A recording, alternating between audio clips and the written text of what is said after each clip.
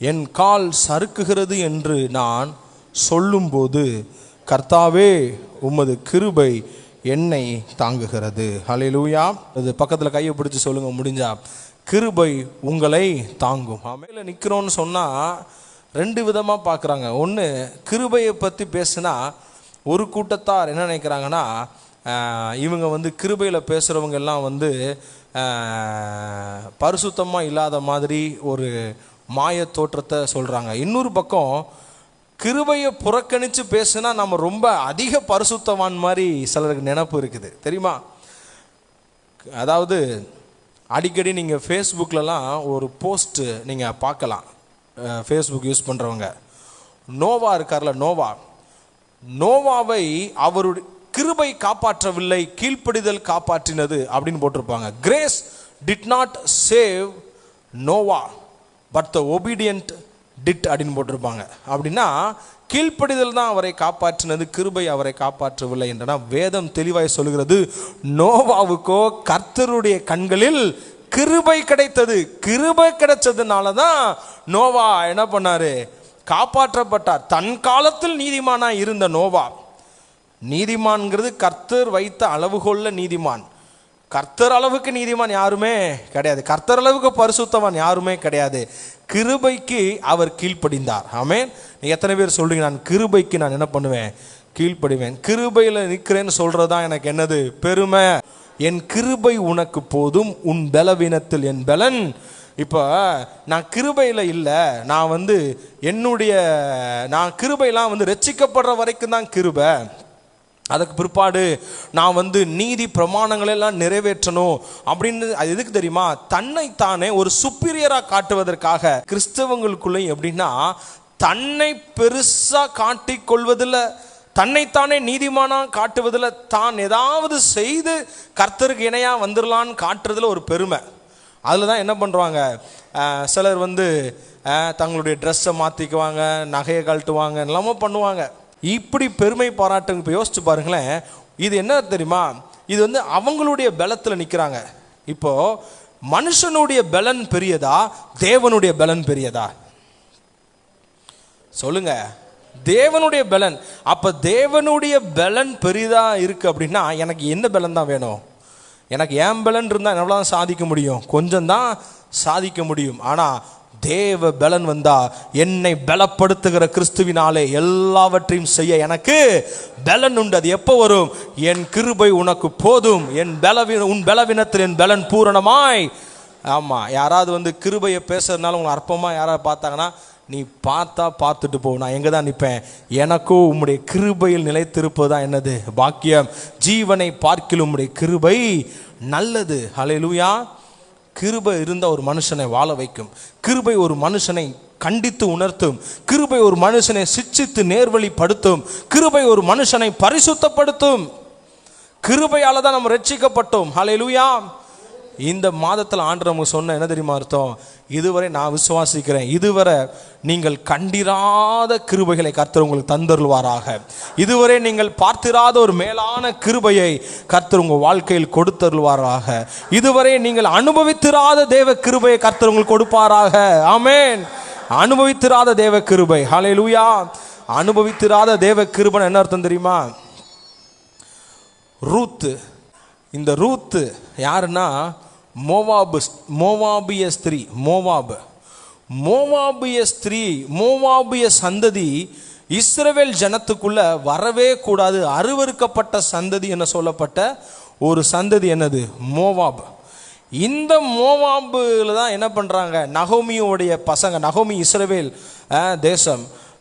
இஸ்ரவேல் இருக்கிற நகோமி மோவாப் தேசத்துக்கு போய் தன்னுடைய மகனுக்கு மோவாபில் இருந்து ஒரு பெண்ணை திருமணம் முடிக்கிறாங்க. மோவாபிய தேசத்திலிருந்து. மோவாபு தேசம் இஸ்ரவேல் கூட சேரவே கூடாது, அருவருக்கப்பட்ட ஒரு சந்ததி என்று தேவனால் புறக்கணிக்கப்பட்ட ஒரு சந்ததி. ஆனால் நகோமியோட பையன் இறந்து போகிறாங்க. இந்த அம்மா ரூத்து தான் மாமியாரோட திரும்ப இங்கே வந்துட்டாங்க, இஸ்ரவேலுக்கு வந்துட்டாங்க. போய் அவங்களுக்கு யார்? மோவாபிய ஸ்திரீ, புறக்கணிக்கப்பட்ட ஒரு ஸ்திரீ. அவங்களுக்கு வேலையெல்லாம் கிடைக்காது, அவங்களுக்கு யாரும் வேலை கொடுக்க மாட்டேங்கிறாங்க. இந்த அம்மா என்ன பண்ணுறாங்க தெரியுமா? ஆண்டவர் ஒரு பிரமாணத்தை வைத்திருந்தார். என்ன பிரமாணம்னா, நீ கதிரை அறுத்துட்டு போகும்போது கீழே செதறி விழுது பார்த்தியா, அதை என்ன பண்ணாத, பொறுக்காத.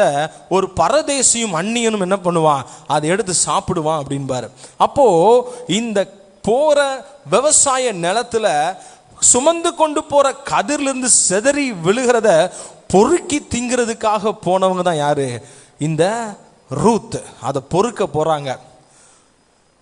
எவ்வளவு இனிந்தையான சூழ்நிலை. ஆனா என்ன தெரியுமா, இப்படிப்பட்ட அருவருக்கப்பட்ட சந்ததியிலிருந்து வந்து பொறுக்கி திங்கிற பொறுக்கி சாப்பிடக்கூடிய இடத்துல இருந்து ஏளனமான அந்த நிலைமையில இருந்தாலும் கூட அவங்க தேடி வந்தது இஸ்ரவேலின் ராஜாவாகிய தேவனை நம்பி வந்தார்கள். அங்க வந்ததுக்கு அப்புறம் பார்த்தீங்கன்னா அடுத்த சில சம்பவங்கள் நடக்குது. அந்த வயலினுடைய எஜமானனாகிய போவாஸ் இந்த ரூத்தை திருமணம் பண்றாங்க. சில மாதங்களுக்கு முன்னாடி வரைக்கும் அதே வயல்வெளியில என்ன பண்ணிட்டு வந்தாங்க, கதிரை பொறுக்கி அந்நியனாய் பரதேசியாய் வந்த ரூத் அடுத்த சில மாதங்களுக்கு பிற்பாடு அதே வயலுக்கு எஜமாட்டியாய் கர்த்தர் மாற்றி காண்பித்தார். யாரை, உள்ளேயே நுழையக்கூடாது என்று ரெஸ்ட்ரிக்ஷனோடு இருந்த ஒரு மோவாபிய ஸ்திரீயை அந்த இஸ்ரவேல் தேசத்துல ஒரு போவாசுக்கு மனைவியாய் கொண்டு வந்து நிறுத்தினா. வேதம் சொல்கிறது, இஸ்ரவேலின் தேவனாகிய கர்த்தரை நம்பி வந்த உனக்கு அவராலே நிறைவான பலன் உண்டாவதாக என்று சொல்லி ஆசீர்வதிக்கப்பட்டார். அது மாத்திரமல்ல, அந்த ரூத்தினுடைய சந்ததி தான் யாரு, ஈசாய். ஈசாயுடைய மகன் தான் யாரு, தாவீது. தாவீதின் வம்சத்துல யார் வரா, ஆண்டவராகிய இயேசு வரா. வராரு. மத்தேயு சுவிசேஷத்தை வாசித்து பார்த்தீங்கன்னா 4 பெண்களுடைய பேர் மாத்திரம் தான் இடம்பெற்றிருக்கும். அதுல ஒருத்தங்க பேர் யாரு, ரூத். இதுதான் என்னது, கிருபை. அந்நியனும் பரதேசியுமாய் இருந்த ஒருத்தனை இவ்வளோ பெரிய ராஜாதி ராஜாவை பெற்றெடுக்கக்கூடிய லைன்ல கொண்டு வந்து நிறுத்தினார். பார்த்தீங்களா? அந்த கிருபையை கர்த்தர் இந்த மாதத்தில் கொடுப்பாராக. உங்களுடைய சொந்தங்கள் மத்தியில், உங்களுடைய உறவுகள் மத்தியில் தலை குனிந்து நிற்கிற இடத்தில் கர்த்தர் உங்களை எஜமானனாய் மாற்றுவார், எஜமாட்டியாய் மாற்றுவார். ஒரு குடும்பத்துக்குள்ள சின்ன மனுஷனாய் ஒரு விசுவாசத்தை காத்துக்கொண்டு, நெருக்கத்தின் மத்தியில் விசுவாசத்தை காத்து கொண்டு இருக்கிறீர்கள் அல்லவா, அந்த குடும்பத்திற்கு கர்த்தர் உங்களை எஜமானனாய் எஜமாட்டியாய் கர்த்தர் மாற்றுவார். ஹல்லேலூயா. அப்ப எதை சார்ந்திருக்கணும், எதை சார்ந்திருக்கணும், கிருபையை சார்ந்திருக்க வேண்டும். இன்னொன்று, எது கைவிட்டாலும் கிருபை உங்களை கைவிடாது. ஹல்லேலூயா. மனுஷன் உங்களை விட்டுட்டு போயிடுவான், உண்மை. மனிதர்கள் உங்களை திருப்தி செய்ய முடியாது.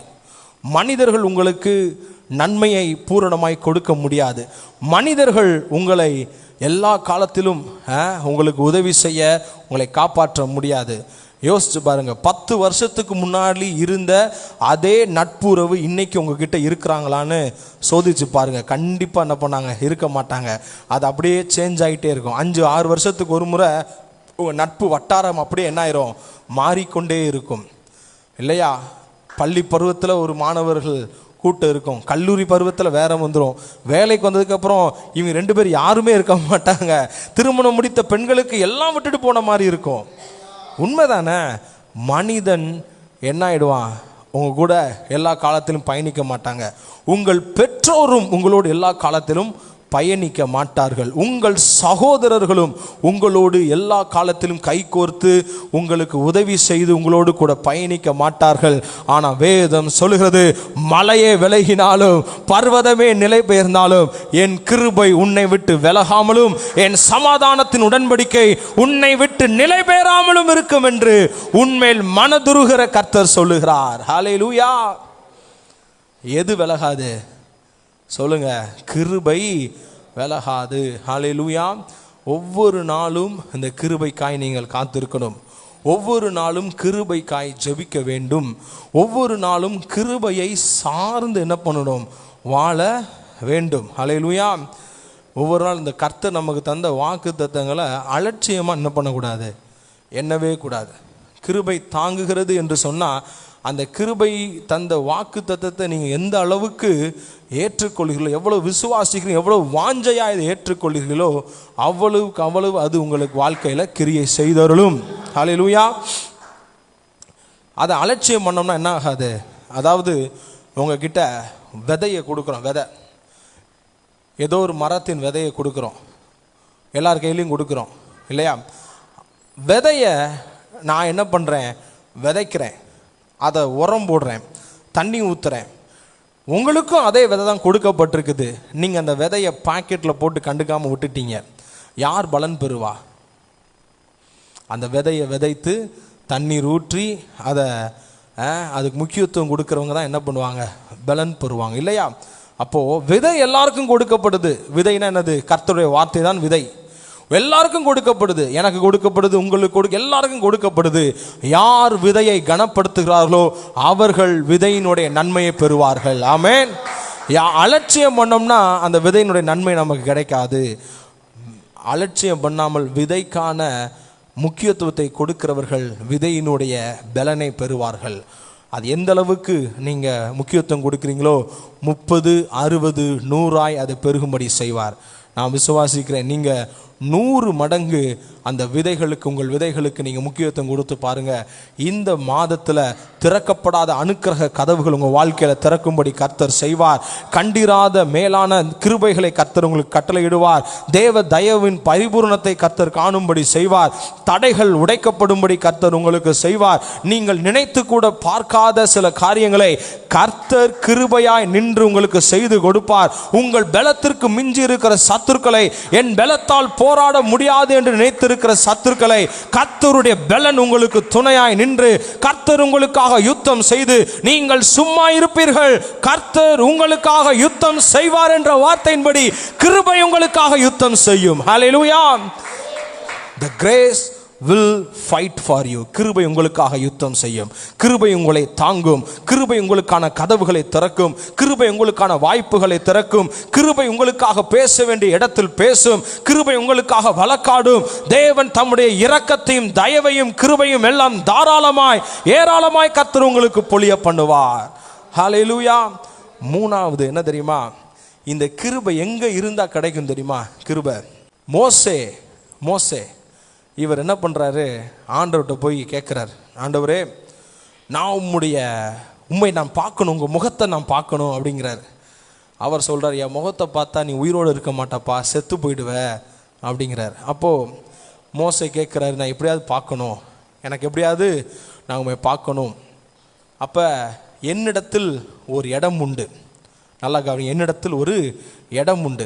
அந்த இடத்துல ஒரு கண்மலையின் வெடிப்பு உண்டு. அந்த வெடிப்புக்குள்ள நீ போ, நான் உன்னை என் கரத்தால் என்ன பண்ணுவேன்? மூடுவேன். மூடிட்டு நான் கடந்து போவேன். நீ என்னுடைய முகத்தை பார்க்க மாட்டே, என்னுடைய பின்புறத்தை பார்ப்பாய், என் முகத்தை பார்க்க முடியாது அப்படின்னு சொன்னார். சொல்லிட்டு அங்கே மோசையை போய் பிளக்கப்பட்ட வெடிக்கப்பட்ட ஒரு கண்மலையின் குன்றுக்குள்ள மோசே போகிறார். தேவன் அவரை கரத்தால் மூடி அவரை தன்னுடைய பிரசனத்தை, மகத்துவத்தை கடந்து போக பண்ணுகிறார். போகும்போது கர்த்தர் இரக்கமும் உருக்கமும் நீடிய சாந்தும் மிகுந்த கிருபையும் உள்ளவர், 1000 தலைமுறை மட்டும் இரக்கம் செய்கிறவர் என்று சொல்லப்பட்டு அங்கே போகும்போது வேதம் சொல்லுகிறது, தம்முடைய தயவையெல்லாம் கர்த்தர் கடந்து போக பண்ணினார், தம்முடைய கிருபையெல்லாம் கடந்து போக பண்ணினார். என்ன அர்த்தம் தெரியுமா? அந்த பிளக்கப்பட்ட கண்மலை நீங்களும் நானும் ஆராதிக்கிற இயேசு கல்வாரி சிலுவையில் தன்னைத்தானே உடைத்து, தன்னைத்தானே இரத்தத்தை சிந்தி, மாம்சத்தை கிழித்து, மாம்சத்தின் திரையை கிழித்து, திரைச்சலையின் வழியாய் அல்ல, மாம்சத்தின் திரையின் வழியாய் புதிது முன்னதுமான மார்க்கத்திற்கு எந்த ஒரு வழிமுறையும் அல்லாமல் இயேசுவின் இரத்தத்தால் வந்து சேரும்படி கிருபை பாராட்டினார். கிருபாசன தண்டையில் தைரியமாய் சேரும்படி கிருபை பாராட்டினார். இயேசுவுக்குள்ள இருக்கும்போது தான் என்ன வரும்? கிருபை நம்மை தேடி வரும். ஹல்லேலூயா. இயேசுவை தாண்டி என்ன கிடையாது? கிருபை கிடையாது. அப்போ என்ன இயேசுவுக்குள்ள இருக்கிறதுனா என்ன அர்த்தம் தெரியுமா? இயேசுவுக்குள்ள இருக்கிறது தெரியுமா? இயேசுவையே பூரணமாய் சார்ந்திருப்பது. நம்முடைய வாழ்க்கையில் சிலர் இப்படி இருப்போம். எப்படின்னா, பெரிய காரியங்களை இயேசுவை சார்ந்திருப்போம், சின்ன காரியங்களை இயேசு என்ன பண்ண மாட்டோம்? சட்டை பண்ண மாட்டோம். சிலர் எப்படி இருப்பாங்கன்னா, சின்ன காரியத்திற்கு இயேசுவை சார்ந்திருப்பாங்க. ஆண்டவரே நாளைக்கு நாங்கள் ஊருக்கு போகிறோம், வீடை பாதுகாத்து கொள்ளுங்க அப்படின்ட்டு போயிடுவாங்க. இயேசு கேட் வாட்ச்மேன், இவங்க வீடை என்ன பண்ணணும். ஆனால் பெரிய காரியங்களுக்கு என்ன பண்ண மாட்டாங்க? முக்கியத்துவம் கொடுக்க மாட்டாங்க. நான் சொல்கிறேன், சின்ன காரியமோ பெரிய காரியமோ நீங்கள் இயேசுவையே சார்ந்திருக்கும் போது நீங்கள் சார்ந்திருக்கிற அத்தனை காரியத்தின் மேலும் தேவனுடைய கிருபை விளங்கும்படி செய்வார். உங்கள் பிள்ளைகளுடைய எதிர்காலமாக இருக்கலாம், உங்கள் பிள்ளைகளுடைய திருமண காரியங்களாக இருக்கலாம், உங்கள் பிள்ளைகளுடைய படிப்பாக இருக்கலாம், வேலை வாய்ப்பாக இருக்கலாம், எதிர்காலமாக இருக்கலாம், உங்களுடைய சம்பாத்தியம், உங்களுடைய வியாபாரம், உங்களுடைய ஆவிக்குரிய வாழ்க்கை, ஜெபம், வேத வாசிப்பு.